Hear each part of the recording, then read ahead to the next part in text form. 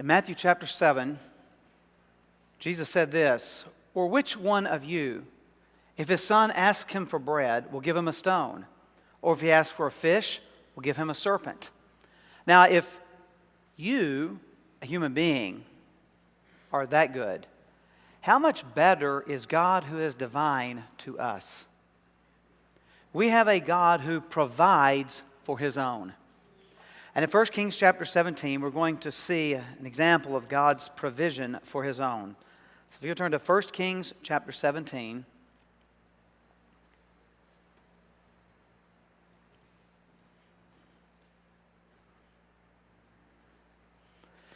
It's fascinating as you read through the Bible, because here's what you discover. 1 Kings 1 all the way through 1 Kings 16 focuses on kings. Yeah, that's why it's called 1 Kings. However, suddenly in 1 Kings chapter 17, there's like a parenthetical insertion into the end of 1 Kings and the beginning of 2 Kings. We'll run into two preachers, two prophets, Elijah and Elisha. Now, here's the way it goes. When you're talking about the Bible and you can't remember whether it was Elijah or Elisha, if you just kind of slur it when you say it, they don't know the difference either usually. But we encounter this Elijah guy right here off the bat, and we know almost nothing about him personally.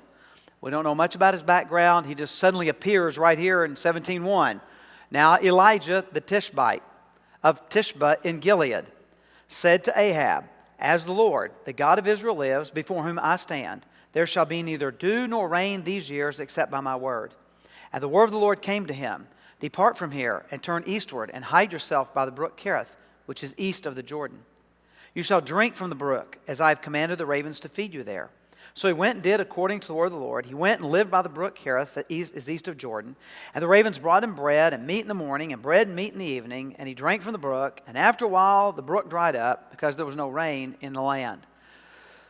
Now, this sort of sets the stage of what's going to happen. Verse 1 is actually this prediction. It's brief, but it's very significant.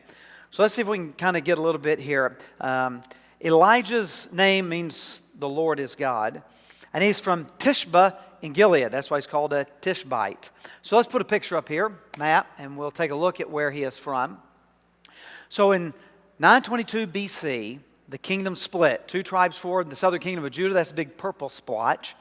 The 10 northern tribes formed the nation called Israel, which, first of all, the Old Testament's complicated enough, is it not? It's difficult. Now when you read the word Israel, it could be the man, whose name was originally Jacob. It could be the whole country, all 12 tribes that were ruled by Saul, David, and Solomon. Or it could just mean the 10 northern tribes. So how do you know the difference? By the context in which we read it. That's how. So in Kings, Israel is the northern kingdom. So do we know where Tishba is? We have no idea. Well, haven't archaeologists found it? Y'all are aware that archaeologists don't dig a hole and there's a sign that says, "Here is welcome to the city of," with an elevation or a year founded or a pot, but they didn't do it that way. So it makes it difficult. But Tishba's in Gilead. Gilead means everything that's on the east side of the Jordan River. So we can narrow it down to several thousand square miles.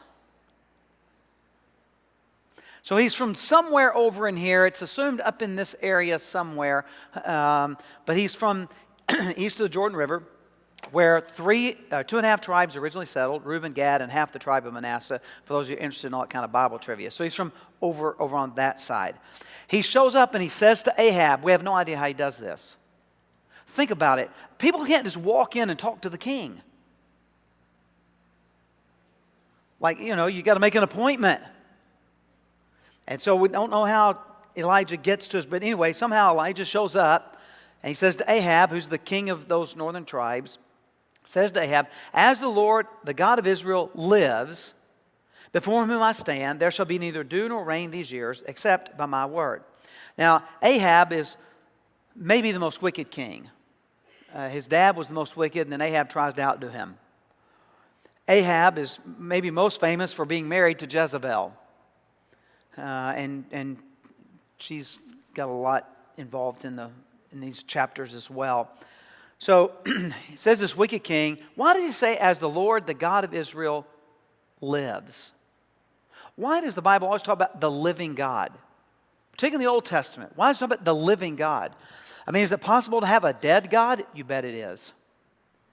The world in which they lived, the land, the Canaanites, and the Perizzites, and the Hivites, and the Termites, and all the other ites that the Bible lists, about 8 of them, and the Girgashites, and all those, all of them worshiped Baal. Baal was a god of rain who would make it rain, and he'd make the fields fertile. But what happens after you've harvested? The fields die. Then what happens in the spring? It comes back to life again. So they believed that, many nations believed that their God died. And then in the springtime, God came back to life. And so they would re-enthrone him. And so they would have this ceremony where they would re-enthrone their deity every year. So notice that he doesn't say the God of Israel, it's the God of Israel lives, because the one true and only God never dies. He lives forever, and so he's not going through this annual cycle of dying like they see what would happen in nature. And so he says that this is not like Baal. This is a unique deity in the ancient world. This God, before whom I stand as his representative, then he says there will be neither dew nor rain these years except by my word. Now, why does it say dew or rain? Because in the Middle East, a lot of mornings they get up and there's been enough dew overnight to cause a little sprig of grass to come up. He says, man, there's not going to be dew. If you remember the story of Gideon, he puts out the fleece and says, let it be wet with the dew. So dew is a very common thing. So not only is not going to be rain, there's not going to be dew. But why is this the thing that he says? Because remember, Baal is a rain god. This is what Baal does. Baal makes it rain. And so what Elijah is saying is, I'm going to show you who the real God is, who's the one who's really in charge of the rain. That's what this prediction is all about. Now, how long did it last? For those of you who just want to know, how long did it last? Well, we know from the New Testament, Luke chapter 4, verse 25.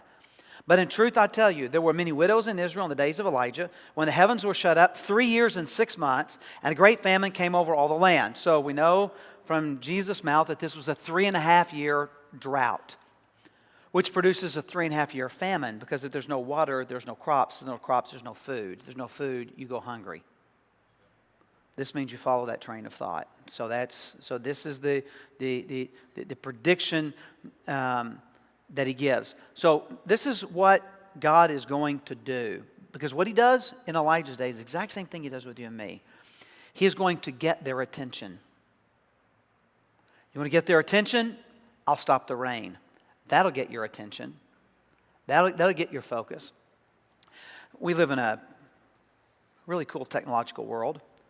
And in addition to being the pastor here, I'm also a half-time professor at a graduate school for pastors. And we have students who sometimes live somewhere, and they come into my class via video. Now, when I say somewhere else, I don't mean like they live down the street somewhere. I mean, like I've had students who have come in from overseas because they've been deployed. And that's really always an interesting thing when you think about it. It's like 2 in the morning. And I mean, some students go to sleep anyway, but these are troopers to drive through, and so they come in and do it by video. But here's the issue. If I'm teaching the class and I've got the students in class and I'm looking at them, where are these students? Well, they're on a screen, and we have it set up in one of our rooms right behind me, or else they're on a little tablet or whatever. Well, as I'm lecturing, I'll be honest with you, I'm not staring at the screen, I'm looking at the students. So how can a student get my attention? So this is what I tell them from the beginning. Those of you that are going to come in by video, you either need to unmute your microphone and say, excuse me, and it doesn't bother me if somebody interrupts me, excuse me, or go like this. If you go like this, I may not see you, but the rest of the class sees your face up. They'll see you. Like you need to do something dramatic to get my attention. If you go like this, I'll never see it. So here's what God is doing. He's saying, look, I'm going to do something dramatic, and I'm going to get your attention. I'm going to get you to focus on me. And so that's why he sends this drought against them. So God now is going to provide. We've seen how he initiates his provision as he tells them to go by the brook. We have no idea where the brook Kerith is either. And so God says, I'm going to provide for you by bringing you. Now, interesting, ravens are omnivores, for those of you who did not do well in biology, which would include me, so I have to look these things up, an omnivore eats everything. So here's the way you can remember. An omnivore is a teenage boy. They eat everything. And so, the ravens wouldn't bring him meat except by the hand of God. Otherwise, they would eat it themselves. And so God provides water from the brook, and the ravens bring him the food. But after a while, because there's been no rain, what happens to the brook? It dries up. And so that's going to lead to some response here from Elijah. So God provides for Elijah. And notice, I want you all to notice very carefully, because I want to drive this point home over and over and over again. Elijah does not escape the drought. There's no rain where he is either. God's provision is usually not escapism. That's what we usually want. God, get me out. God, deliver me from this. But God provides for Elijah through the drought. And notice, our preference is for provision that come with a little extra. Let's be honest. We don't want just the bare necessities, to quote Baloo the bear. We want more than that. We don't want just the essentials, but what does Elijah get? The basics. God provides everything that he needs.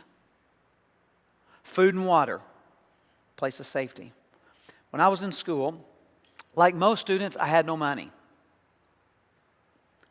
And one day, I come into class, and after class, one of my classmates, who I barely knew, said, "Hey man, can I talk to you for a minute after class?" Okay. By the way, anytime everybody says, "Hey, can I talk to you?" do you get like a little bit nervous, like what's going down here? And something, yes. And so he and I step outside, and he says, "Hey man," he goes, "I have no idea why. But man, when you walked in the room, I just really felt impressed that God wanted me to give you some money." And so he gave me $50. And I was like stunned. And I'm thinking, hey, I can finally take my wife out to a nice dinner, which you can't do when you're a student. And so I was on the way to one of the 3 jobs that I worked after that class, and a rock came up off a truck's tire and shattered my windshield on my car. Now, y'all know what I'm about to tell you, don't you? That's right. The deductible for a new windshield was $50. So I'm just going to be, I know some of you are super spiritual, but the rest of you will understand this. I was both glad and frustrated at the same time. Like, God, why could it have been like $80? And then I could have had like 30, like, why 50? Why has it got to be just enough? Like, so you're rejoicing God's provided, but if you were really honest with yourself and with others, we do like it if God, slaps a little syrup on them pancakes. We like a little, and so God's provision. Sometimes even when God provides, we also still kind of feel a little bit of frustration if we're just truthful, because we do. It's like, man, it was right there. I could taste it. Taking my wife to a steakhouse and something that I just couldn't afford to do at the time. And then, but then, you stop and you think, man, God took care of me when I couldn't take care of myself.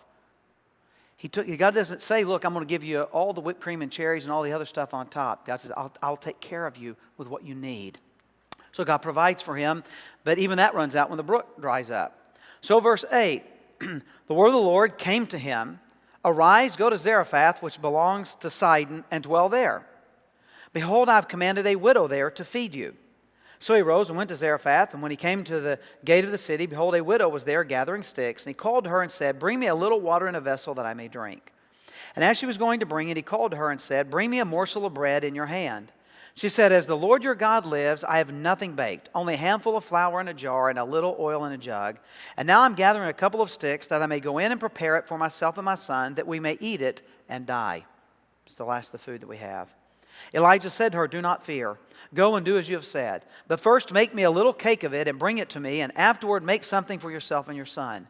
For thus says the Lord, the God of Israel, the jar of flour shall not be spent, and the jug of oil will not be empty, until the day that the Lord sends rain upon the earth." And she went and did as Elijah said. And she and he and her household ate for many days. The jar of flour was not spent, neither did the jug of oil become empty, according to the word of the Lord that he spoke by Elijah. Now, Where in the world is Zarephath? So let's throw up a picture here. Got our map? I think we got our map. Here we go. All right, so this little stretch along here is Phoenicia, and so we have Tyre and Sidon, and so he goes up there. And here's what's fascinating. Does anybody want to take a wild guess as to whose hometown is Sidon? I'll give you a hint. She's married to King Ahab. Jezebel. So Jezebel is in Israel trying to get them to worship Baal, and God sends this prophet back to her hometown. Sends her back over to the Sidonians. So he says, go there. And then verse 9 is the key to understanding everything that follows. Behold, I have commanded a widow there to feed you. Now, how did God command her? I don't know. Is she an Israelite who has immigrated over to Sidon, maybe looking for food or with work or with whatever reason? We don't know. She went there. I lean toward the fact that she is actually not even an Israelite, to show God's expansive grace in our world. So he goes. God has commanded her to feed him. Now that's the key, because when he gets there, he sees her. She's gathering sticks. What's she going to do with the sticks? She's going to build a fire. She's going to make a meal. And then her and her son, that'll be the last food they ever eat. She says, there's no food anywhere. This is all we have. And I'm going to make dinner and we're going to die. And he says, nope, don't worry. God will take care of you, but we're going to stretch and check your faith first. You got to make me the first meal. You got to give me the first portion. And then you'll go without being hungry. The flour will never stop and the oil will not stop till the rain comes upon the earth again. And so, by the way, do you know what a little morsel is? So this is what, one of these days I may do the Paul Smith translation. It's how to just understand what a lot of the Bible says. Here's what a little morsel is: a biscuit. He says, make me a biscuit. That's about all there is. And so he says, make me a biscuit. And yes, my mind always goes to, did they put gravy on it? Probably not, because they didn't eat pork. But God has given us that freedom now, and for that we are very thankful. And so make a biscuit and bring it to me. And so that's what she does. And now they're going to be able to eat. God blesses her and blesses the household, verses 15 and 16. And so God has provided for Elijah, his prophet, and now he takes care of this widow in Zarephath, back in the hometown of where Jezebel is from. God provides for her as well. So notice it's really interesting the way that this works. God's provision for Elijah now has become a provision for other people. God's blessing for you and for me becomes a blessing for other people. He doesn't just bless you to bless you. God blesses you so that you can then in turn bless others. There's an old song that we used to sing called Make Me a Channel of Blessing. And here's how the chorus goes. Make me a channel of blessing today. Make me a channel of blessing, I pray. My life possessing, my service blessing. Make me a channel of blessing today. God blesses Elijah not just to take care of him, but so that now he can be a blessing to others. And then something unexpected happens. Verse 17. After this, the son of the woman, the mistress of the house, became ill, and his illness was so severe that there was no breath left in him. He died. And she said to Elijah, what have you against me, O man of God? You have come to me to bring my sin to remembrance and to cause the death of my son. And he said to her, give me your son. And he took him from her arms and carried him into the upper chamber where he lodged and laid him on his own bed. And he cried to the Lord, O Lord my God, have you brought calamity even upon the widow with whom I sojourn by killing her son? Then he stretched himself upon the child 3 times and cried to the Lord, O Lord my God, let this child's life come into him again. And the Lord listened to the voice of Elijah. The life of the child came into him again, and he revived. And Elijah took the child and brought him down from the upper chamber into the house and delivered him to his mother. And Elijah said, see, your son lives. And the woman said to Elijah, now I know that you are a man of God, and that the word of the Lord in your mouth is true. We don't know what the illness is. Doesn't matter. He has died. And now verse 19 can kind of be shocking. Why don't you say, you've come to cause the death of my son? All right. We're going to give her a pass. And here's why we're going to give her a pass. When people lose a child, they are grief-stricken. It's one of the worst experiences that anyone can ever go through. Some would say it's the worst experience that anyone could ever go through. I don't think that she has sat down and thought through this rationally and philosophically and theologically and calmly.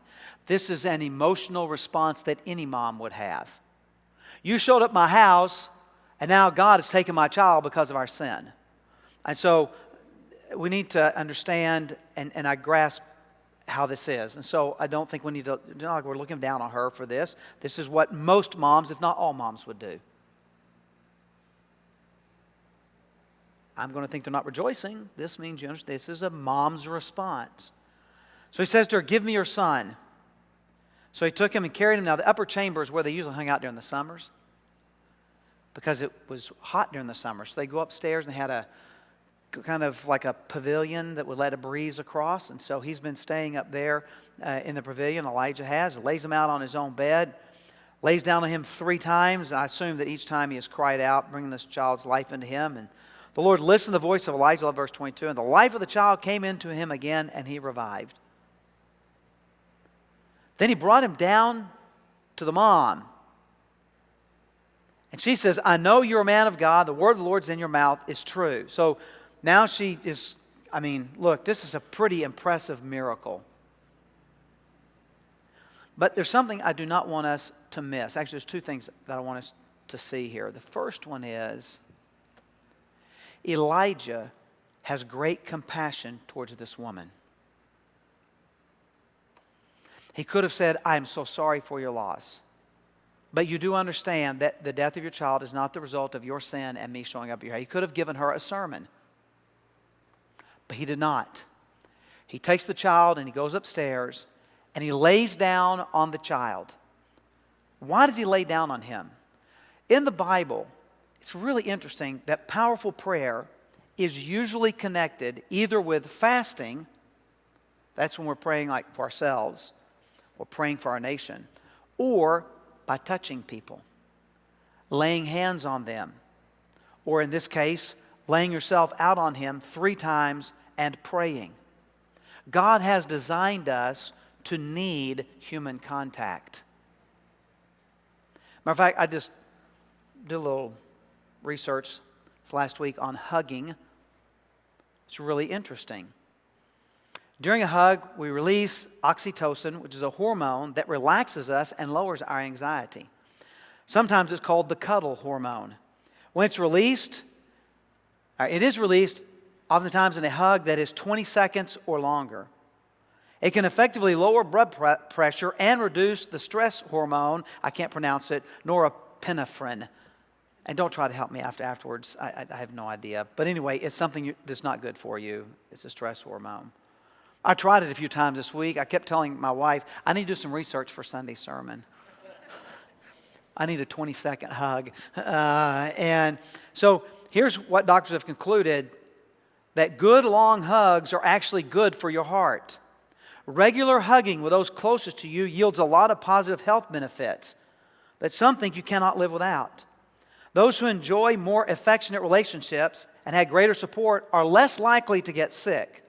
And if they do get sick, the symptoms oftentimes are not as severe. Hugs, believe it or not, are also associated with reducing pain. Hugs, here's the way one person put it, hugs kind of squash stress, which, when we are living with too much, leads to a whole detrimental list of health problems like obesity, heart disease, and diabetes. In other words, God has designed us to show compassion in a variety of ways, and one of those is through physical human contact.